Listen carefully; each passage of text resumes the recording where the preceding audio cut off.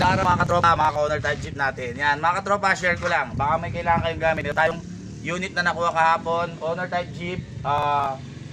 Ipaparsa lang natin tropa, no, kasi incomplete yung papers niya mga katropa, no. So nabili natin siya sa actually German national siya, no. So napabayaan niya na to, aalis na siya na. So yun naman yan ang sulata at saka ng ID niya, firma niya. So ito pinapaparts out niya na sa atin. Ang makina po 4FB1 Isuzu Gemini mga katropa. Kaya baka may kailangan nung number 1 na po yung transmission. Kasi mga katropa, yung transmission ng 4FB1 Gemini, kung di ako nagkakamali, ginagamit siya, pwede po siya sa Isuzu Highlander, no? O kaya doon sa Isuzu Crosswind mga katropa. Pinako-convert nila as long as center shift po siya mga katropa. So dikinta po yan mga katropa. Running po siya, kaya lang natin siya pa-parts out kasi nga doon po dahil sa papers niya, incomplete yung papel niya mga katropa, Xerox lang kasi. So pero running po siya mga katropa. Ayan, paandarin ko, baka may kailangan kayong gamit. Una na yung cylinder head, yung starter, alternator, injection pump, mga katropa, yung transmission, yung radiator, mga katropa, itatabi po natin lahat yan. And then mga katropa, yung mga gulong. Ayan.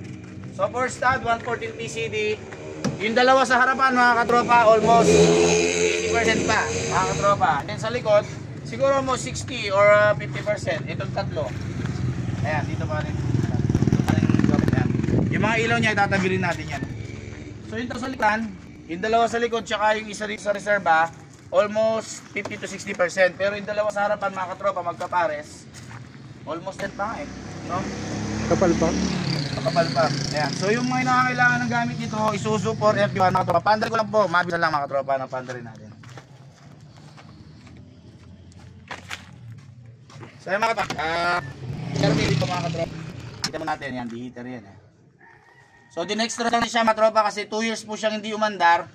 So kanina lang natin sinubukan and then ngayon pangalawa yung habang ginagawa natin itong video.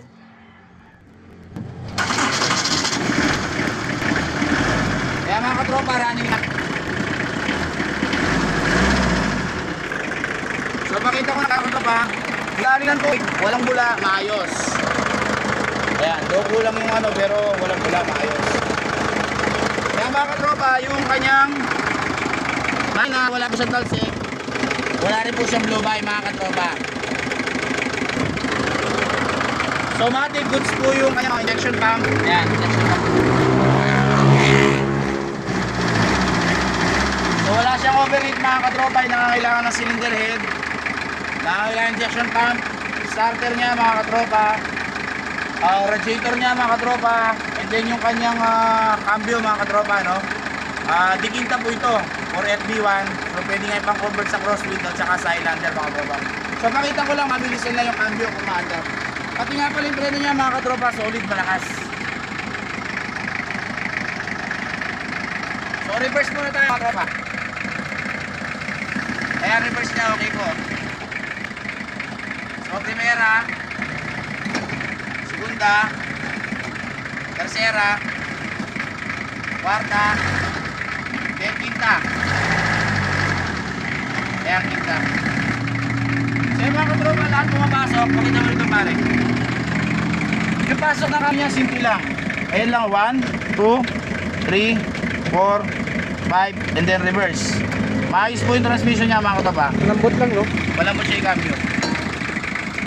Sa ilaw, hindi ko lang may ilaw. May ilaw ba? Yung mga ilaw niya, Oh, meron. dalawa?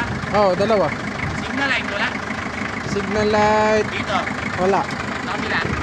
Wala. So yung mga katropa, wala na siya signal light. Start lang natin ulit.